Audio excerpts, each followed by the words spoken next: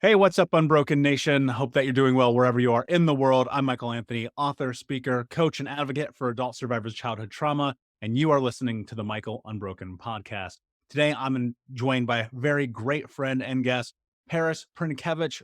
Paris, how are you, my friend? What is going on in your world? Michael, I'm doing awesome. So happy to be here today and dive into this conversation with you and just get into it today. So, very excited about it. Yeah, me too. And so we've crossed paths a few times across the social medias. Do me a favor because I recognize there are people who don't know who you are.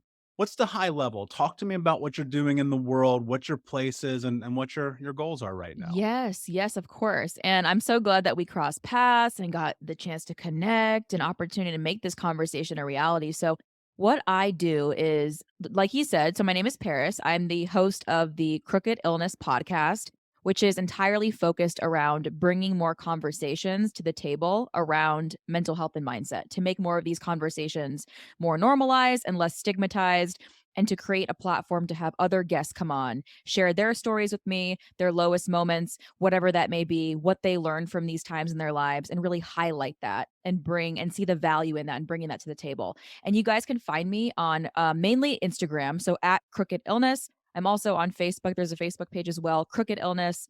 And anywhere you guys get your podcast, it's just Crooked Illness. And that's really kind of the little background on that. But the reason I decided to launch the podcast is it actually stems from my own story and my own experiences. And I get into that a little bit in the episode, some of the episodes, but I'm also in the process right now of finishing my book and working on getting that published and all the steps into that. But pretty much my entire focus and what I really love diving into more than anything is mental health and mindset and the relationship that those two share and the connection that is there between the two of those things. Yeah, and I think often when a lot of things come out of us as creatives, and I think most all endeavors are creative to some aspect. It all stems from this place within us when we are either A, inspired to seek or create change, or B, we recognize that we understand or know something. And I think about very much what like this podcast is I believe that it is my duty to give knowledge that I know and understand to the world in reciprocation for me receiving it and creating change in my own life. What is it that spurred this for you? Because I think there's a lot of people who have been in these moments of facing mental health adversity, and maybe they've overcome, or maybe they're in the process right now. But often they're in this place of, okay, well, what do I really do here? And I've said before, I'm a proponent of not sharing your story. I don't think it's a necessity in order to create change and growth. But for those listening, what was your journey? How do you go from where you were to where you are right now? Yes, I love that question. I think that's a great thing to highlight. So I think so for me, the biggest piece of getting into this and really creating the podcast, creating this platform was overcoming the stigma that I had tied to my experiences with bipolar disorder. So I called the podcast Crooked Illness, and that stems from two perspectives that I have. So the first perspective is when I was 19 years old, I was diagnosed SMI, which is seriously mentally ill, bipolar 1 disorder, hospitalized at the time, struggling really, really badly from inside the walls of that hospital. And then at 23 years old, I graduated from school and ended up accepting a job at the very same clinic that I used to be a patient at. And I would go and receive services for an entire year. So I kind of got to see things from both sides. And I call it crooked illness because at the time, when I was struggling at my worst, I could not see how I was being crooked to my own self and treating my own self, and then also treating others that way as well. And then being on the other side of working in the field, I saw that same stigma in other people. And I always thought when I was struggling, I'm like, this is something that I shouldn't talk about, something that I shouldn't share with people. But and for years and years and years, I didn't deal with a lot of unresolved trauma. I never wanted to talk about it, face it, deal with it, and it just kind of followed me around, and it kind of, for me, in my case, I, like, basically just allowed it to sit there and fester and just n not face it and deal with it, and I finally was like, "You know what? I really want to talk about this and tell my story because you know what? I'm like, I could potentially help more people by doing this than just hiding it and bottling up and keeping it inside myself and watching it continue to hurt my own self and, do that to myself and also and hurt other people in the process. So I decided to talk about that and also kind of like share some of the experiences that I had on both sides. So what did it look like for me, when I was struggling at the time? Where did that stigma come from? Like, why did I develop this stigma? Where did it come from? How did I overcome it? What steps did I take with that? And that's something that I really love discussing because I feel like, especially anything related to mental health, I love conversations about stigma, ways to decrease the stigma, ways to defeat the stigma, ways to overcome the stigma. Because for me, I felt like that was the biggest piece that was keeping me from moving forward in all areas of my life. Yeah, and that parlays so much with the concepts and ideals behind Think Unbroken, because when I sat with this, and it used to be something different like 5 years ago. It wasn't Think Unbroken. That just kind of came to me one night. But it was so much about recognizing that the parallel between what you're saying and my experience was, I have been sitting on this for so long that I can't possibly continue to move forward in my life until I remove the stigma that's associated with it. And now my journey obviously very different than yours, but again, it does parlay in many ways, and especially facing mental health elements in youth and growing up a teenager with a bipolar mother and a narcissistic abusive mother. And the list goes on and on and on, and getting into my 20s and recognizing, okay, wait a second, I'm actually standing inside of the house that I am burning down because I'm not yet stepping through this. But that's a scary place and a scary moment. And being hospitalized at such a young age must have been a terrifying experience for you. And I know that there are people who are listening right now who say, okay, but how do I know if I'm in this place in my life where either A, I'm ready to actually deal with this, or do I need to be hospitalized? There's so many questions that all often come up. Talk to me a little bit about what that journey was like for you as you're first stepping into recognizing that you've been really facing the implications of trauma that now is now turned into bipolar. Yeah. So the biggest piece for me was at the time when I was struggling, I did not have awareness. I had no awareness of what was going. It was almost like I was just living every single day, kind of, and I was putting myself, in situations that weren't good, where environments where I wasn't safe, and it was ultimately because I kind of stopped caring about trying to feel like I could get better or heal or move forward any kind of way because, I remember when I was actually hospitalized, I put myself there because I remember, I was actually misdiagnosed at 16, which happens a lot to a lot of people, going through that and, getting a diagnosis, being on different medications. So I was diagnosed with depression at 16. Then at 19, when I was hospitalized, I was diagnosed with bipolar disorder. And the thing about that is my aunt is also bipolar. And I would bring up sometimes, when I would go to my appointments with my psychiatrist, I would say, I think this is what's going on with me. And they would say, no. And it was because of how I looked on the outside. They would say, you're working 2 jobs, you're getting straight A's, you have a good relationship, you don't, there's nothing that seems questionable here, or like nothing like that. So, and it was almost like at the same time I wanted to have that facade and to like maintain this image of I was fine. I'm okay, I'm doing well, it's great, nothing is going on here because that was kind of the expectation that I thought that I had to have because growing up, every conversation I was ever a part of related to mental health or bipolar was always very negative. It was never I never heard anything good about that at all. Like the fact that and that's really what kept me afraid of bringing up the fact that I was struggling with that because I was afraid of the judgment, the shame, and also kind of, growing up, my mom's sister had that, and my mom would tell us, all of these, horrible, terrible things that were going on with her, and I could never understand it because every time I was around her, I never saw any of that. So I'm like, I just found it really hard to understand, comprehend. I didn't know a lot about it or what was going on, so I kind of just kept pretending. I'm like, I guess this is just how it is. I just have to keep living like this. I would just keep saying to myself, you're fine, just move forward. But the point for me is it was very difficult to move forward because, when I was 16, I went through a sexual assault and didn't talk about it for a long time. And I would tell myself, it's fine, just move on, move on.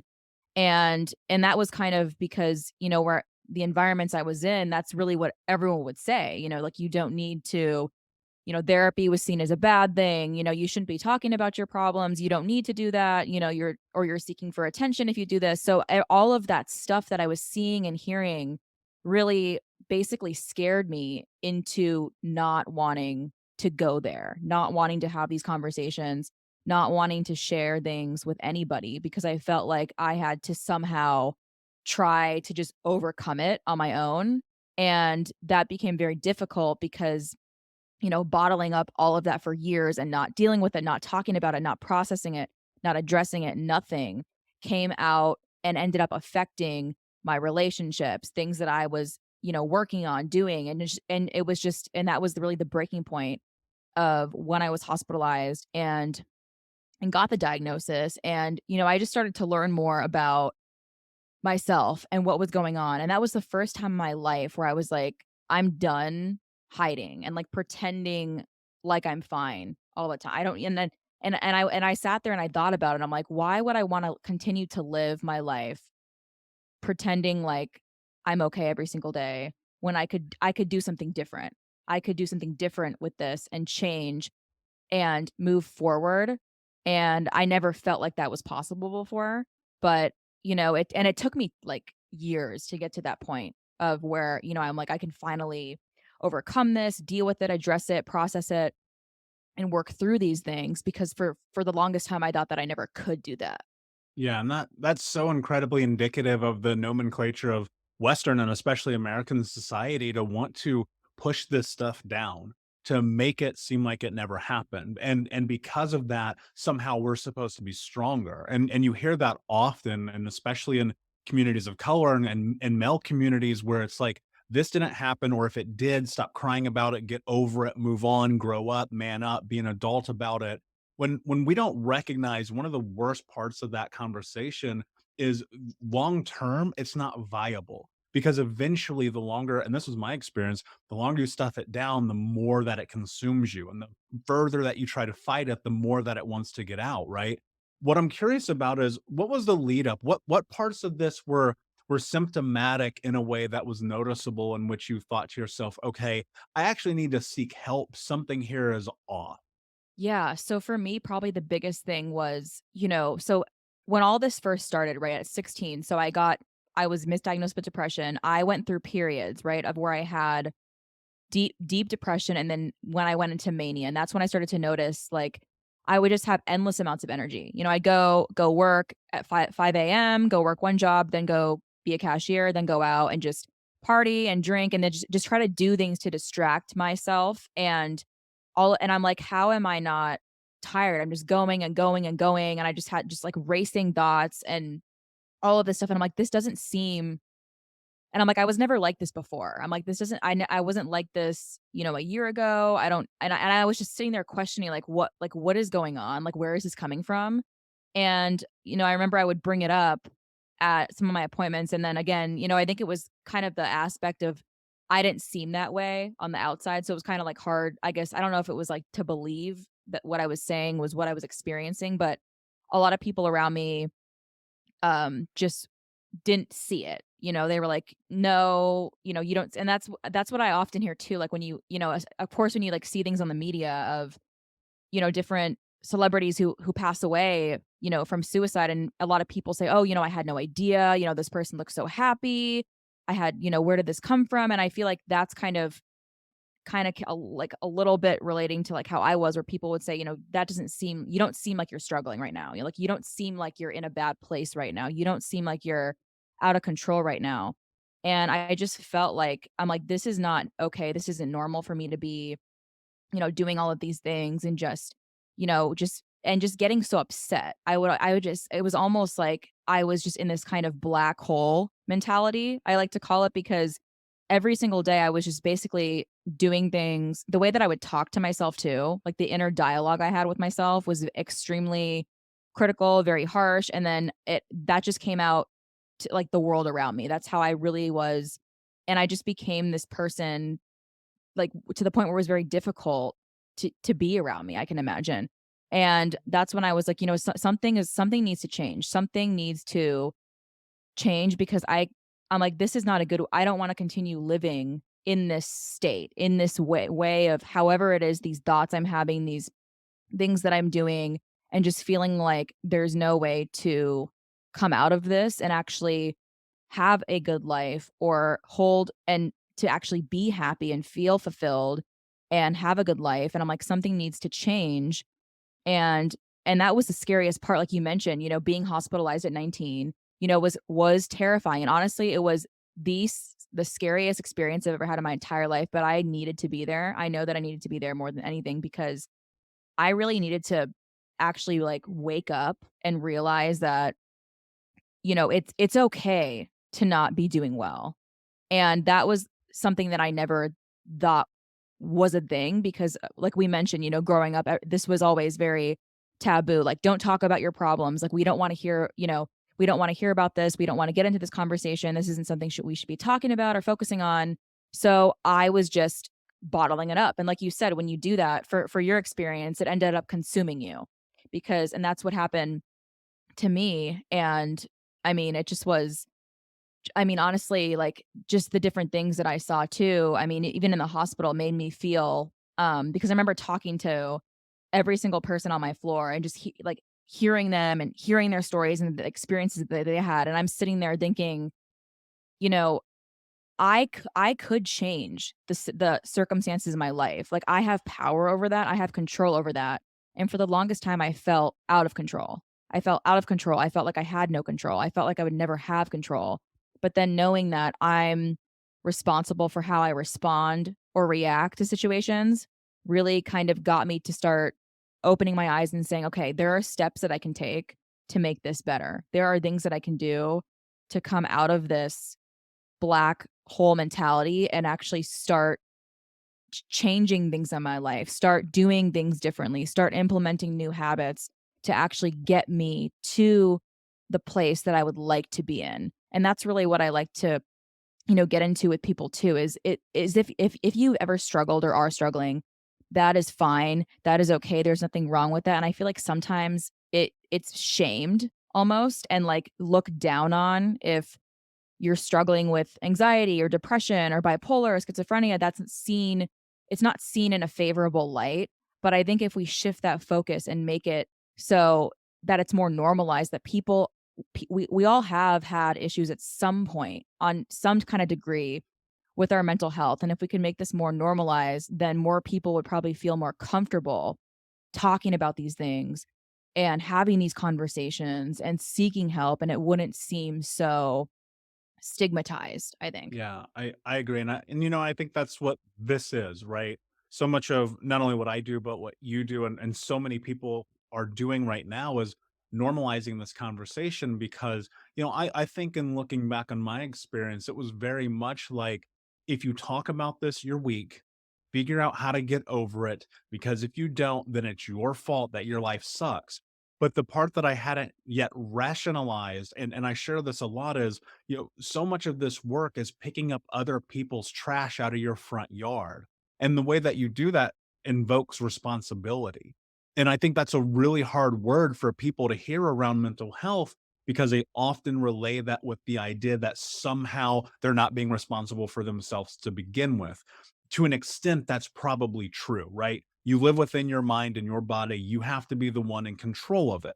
But on the other side of it is no one's ever said that that's okay. So it's this very odd juxtaposition. And when you're faced with that juxtaposition, and then you have to figure out, okay, how do I honor what I know is true in this moment? And I look at you putting yourself in a hospitalization as being a profoundly powerful and I would imagine enlightening moment, but also this situation of recognizing that you were the one who had to take control over your life if you wanted it to create change. Because I would guess, and I don't want to put words in your mouth, but a lot of the conversation back and forth that you were having with the people around you probably didn't help, right? And I would think that there must have been some kind of moment where you had an ultimatum to yourself and you said, "All right, take control." Talk to me about what that was like for you to finally like take control and be responsible for your mental health. Though, and especially with something bipolar, it's chemical. Like you have zero control over it, but you have to have control. What's that juxtaposition like for you? Yeah, I love that you bring that point up because I was actually talking to someone else about this, about the things in life that you can control and things that you can't control. And right, so, having that diagnosis and having that imbalance is something that I just can't control. So, but what you can control is where you go moving forward with that information. How are you going to respond to that? What are you going to do about that? Or what's the next step, right? So I have control over that. I don't have a control over having the diagnosis and all these experiences that I had, but now I can do something about it today. So what I decided to do, and honestly, out of everything I've ever done, therapy, medications, all kinds of different things or whatever it is, the biggest thing that has made the difference for me is actually working on myself, working on my mindset, working on the thoughts and reconditioning that and the way that I speak to myself, right? So working on this inner critic of myself versus like this inner cheerleader and trying to choose that more, choose that more side of positivity rather than focusing on the negative. So it would be almost so common for me every single day to wake up and my feet hit the ground and I just go to like everything that sucks. Like I have to go to this place that I don't like, or oh, like I have to deal with this person. I'm in a fight with, with someone about this. And it just turned into like this snowball spiraling effect of everything that was wrong and then everything that could potentially go wrong for the day. So that's the mindset that I started all my days with. So what I had to do was, you know what, I'm going to stop this. This is an issue. So I started to recognize that. And I started to recognize patterns that I had as well and different behaviors that I had that were hurting me and hurting other people. So I said, what can I do about this to change this? What can I do um to make this to make this go away and to substitute something else in its place that will benefit myself and benefit other people and keep me in a better state of mind. So what I really started doing was just reading a lot of personal development books, listening to a lot of podcasts, journaling. Gratitude was huge for me. And I used to think that was I literally when I was struggling, I used to think that was so I'm like, what is it going to do for me to sit here and write down 3 things I was grateful for? And that was because at the time I had a very, very hard time even identifying one thing that I was grateful for because I was so focused on everything that was wrong, everything that could go wrong, that I couldn't even see the blessings that I had. I couldn't even see the things that I did accomplish because I was so focused on all of this stuff that it literally consumed all of my thoughts. And I said, you know what? I'm going to start looking at the things that I have, the things that I'm grateful for, the things that I'm looking forward to. And doing that, all of that stuff, the gratitude, the journaling, changing how I speak to myself, those things were really, really got me to this place of now when I start my day and I end my days, I start it on the best foot possible because I'm going into it with a mindset of appreciating where I am right here in this moment instead of saying, "Oh, I'll be happy once this happens." Or, and then once you get that, then it's, "Well, once this happens, then I'll be good." No, and so saying that you can create that and we can manufacture our own happiness within ourselves. And that's the biggest thing too is that I started to notice is there's little things we can do every single day that can become habits that can help us be be in a good place and stay in a good place and can continue to learn and grow. And that's really what I love, honestly, is just every single day continuing to learn more things, discovering new resources, related to mental health and like having more of these conversations, connecting with people, whether that be through social media or in person and just having more of these conversations and figuring out what we can do to really make this a thing where talking about mental health struggles is going to be as common as talking about the weather. So it's not even a thing where it's weird anymore. It's just like it's completely normal. And I think honestly if we are able to eliminate that stigma once and for all, then that would actually have a huge ripple effect on many things, like so many different things that are going on in the world. Of course, when you turn on the news, you see all kinds of things like shootings, killings, all these different things, people going, in and out of jails, in and out of treatment centers, in and out of hospitalizations. And what can we do to really work on that? And I think kind of the root of the problem may be mental health and, overcoming unresolved trauma and making these conversations possible to be had without leaving people feeling like they can't talk about it or else you'll be judged, you'll be called weak. And I actually think it's a lot, uh, it's harder to have these conversations in the beginning because, of course, you're vulnerable. You're putting yourself out there. You're exposing your own stuff that maybe you don't even feel comfortable talking about yet, but the power in doing that opens up so many doors for you really to just move forward and lift that burden out from under you, I think, Yeah, so. absolutely. And I think about this too, this conversation as a whole in Western society, and particularly in America, because we do such a poor job of it, is on a scale of 1 to 10 at point 5, right? I mean, like, we're literally just beginning this process because I remember not that long ago, even myself having these moments of, okay, being triggered isn't real. That's for people who are soft. Bipolar is fake. People are just making that up. I'm not depressed, so why is this gun in my mouth? I have no idea. And just thinking about my journey through that and sitting and recognizing and reconciling a lot of the experience to be no one had ever said that it was okay, right? And I think that as we continue to head down, we start to fulcrum shift and now things start to be okay. But so much of that is really within the way that we think and consider ourselves in the world and our environment. And I look at these times where, personal growth was right there in my face for years. People around me were always saying, you should check this out, go and do this. And I would sit there and I'd look at it and go, this is nonsense. Who does this? And now thinking in retrospect, now being in this for well over a decade, that so much of personal growth is about creating boundaries within yourself through personal responsibility. And what I'm curious of is when you were in this place of deciding to make the choices and to become responsible for you, how much of that experience was permission granted to you from an external source versus permission that you gave yourself because you were tired of your own.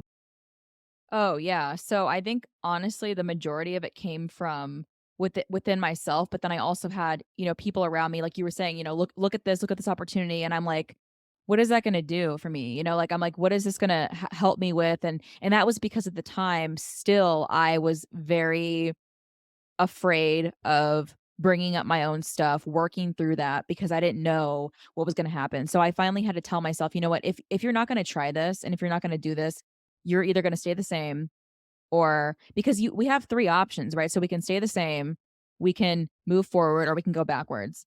And I'm like, "Do I wanna go backwards? Do I wanna see what that's gonna be like?" And it was almost like I had to say, "You know what? I'm gonna start noticing things and paying attention to myself more and trying to care for myself more in a different way instead of just saying like this is the way I am, just this is just how I am.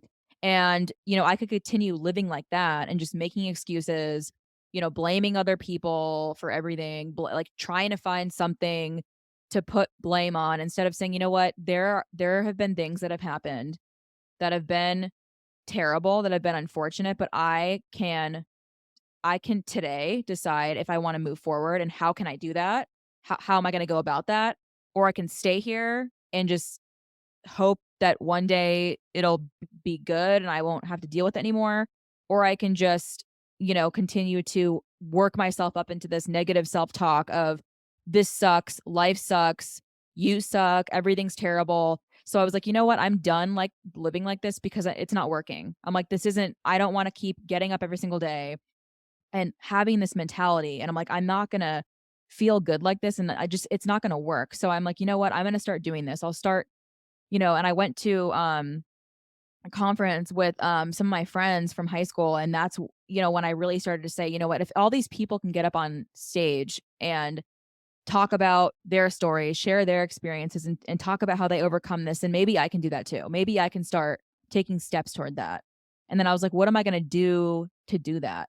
And that's when I said, I need to figure out how I can overcome this stigma that I've attached to being bipolar, to having these experiences, and how I can snap out of this. And that's when I decided to tell my story and put that out there and then make this platform on Crooked Illness a place for other people to also do that as well. And, share with me, what has helped them? Like, what has helped you through whatever it was that you experienced or went through? What did you learn from that? What did it teach you? All of these things, because I think conversations like this are so powerful because we either have these conversations or we have silence where we don't have them, or we're talking about them in a negative way, saying, if you ever struggle, you're weak, or that's bad, or that's not something we want to get into. But I think if we can reframe this and, like you said, shift that focus of, oh, that's not something you should be talking about, or that's, no one wants to hear about that. Talk about something more positive. If we can shift this towards people feeling like they can share their experiences, or whether you have a diagnosis or not, whether you've been hospitalized or not, whatever the situation or story or struggle may be, just making it so people can feel like it's okay to have these conversations instead of, I can't do that, because then people might think I'm weird, I might get judged, no one is going to want to talk to me anymore, I'll get all kinds of mean messages or like all this hate on me for doing this. And because that's the thing is, people are, at least for me, for years, I didn't ever think I would be comfortable. And I can't even imagine, where I would be in my life if I still felt that way. And, that's really what I like to give people, is that hope of, you can talk about whatever it is that you experienced, you went through, and, and come out of that. You don't have to stay within that struggle. You don't have to stay in that place forever. And that's really what, I like to focus on, and focusing on the solution based stuff, right? So what can we do to move out of the problem, move out of the struggle, move out of these issues that we're having or having experienced? And how can we move out of that and into something that is going to get us feeling good, happy about our lives, and into a solution centric model, and out of this just struggle that we feel so consumed by. I think it's, for lack of a better term, I think it's delusional to not believe that there's potential on the backside of doing the work.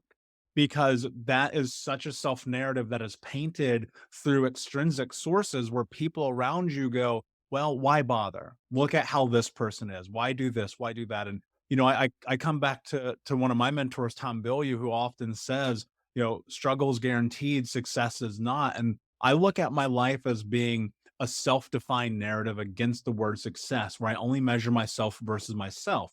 That said, there's still struggle every single day. I don't think, and from this is my personal perspective, I don't believe that this gets easier, but the tools get better.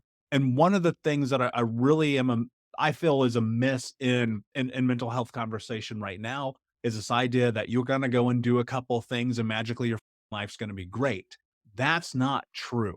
What I would love for you to talk about as we start to head into the end here is, talk to me about working through struggle while you have tools. Oh, I love that. I definitely agree with you. The fact that the tool's getting better and there's always going to be that struggle because, for me, still, even to this day, it's not like I wake up and just because I did all this stuff and just because I went through years of whatever I did to try to become better, now all of a sudden I'm great. Like I never wake up and feel sad, upset, hurt, angry, nothing. I'm just fine all the time. But what I do now is I have awareness of that. And before I didn't.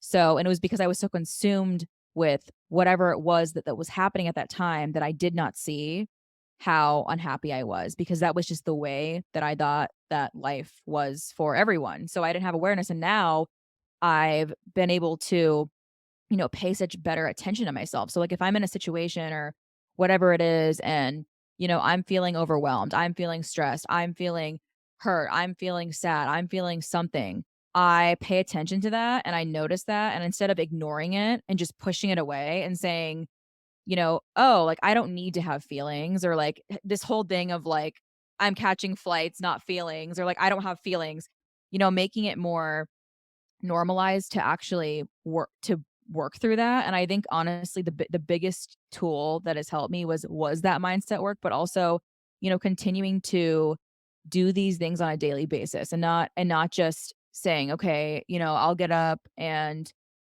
write in a journal and then, maybe next week I'll do it again or whatever. Just doing it every day, being consistent and paying attention to when I'm not feeling good, when I'm not feeling in a good spot, and what can I do about that?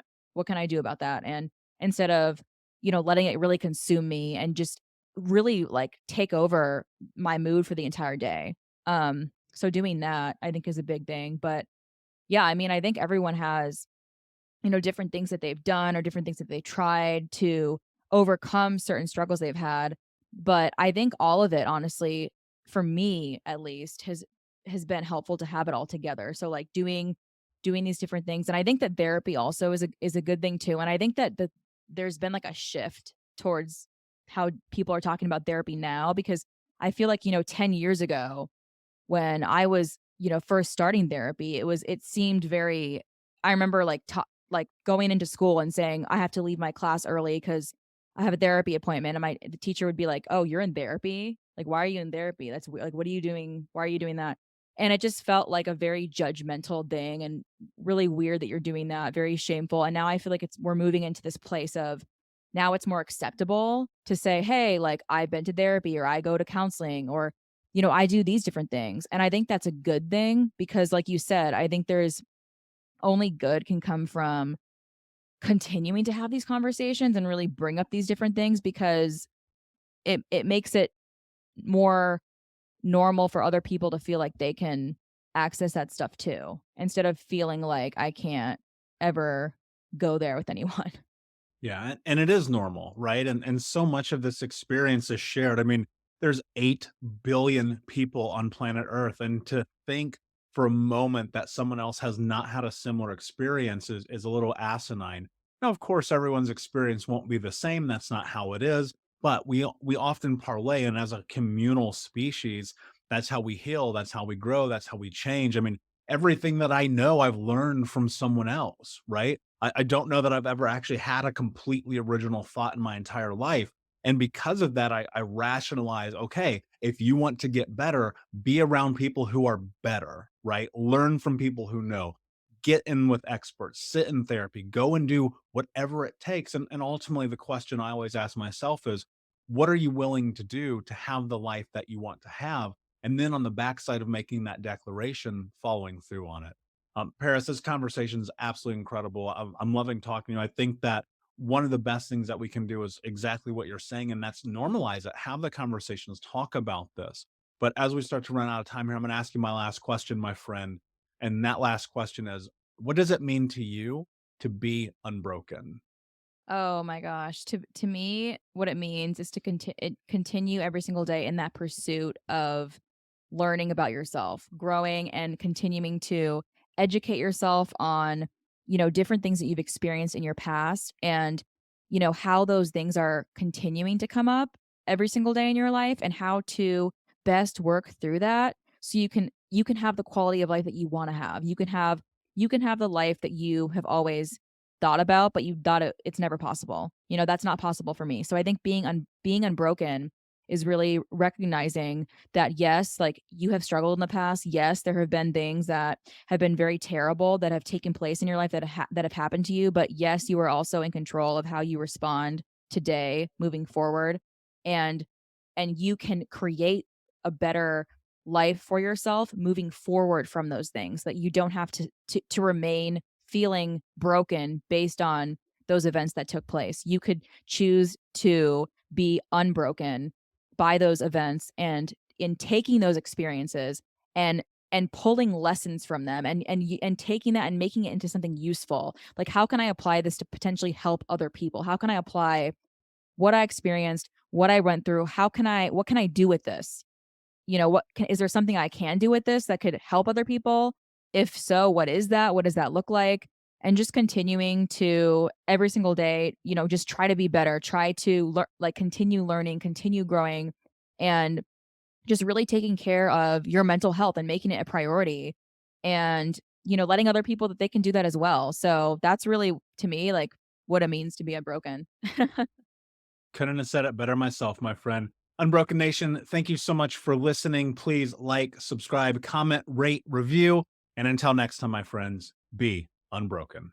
I'll see ya.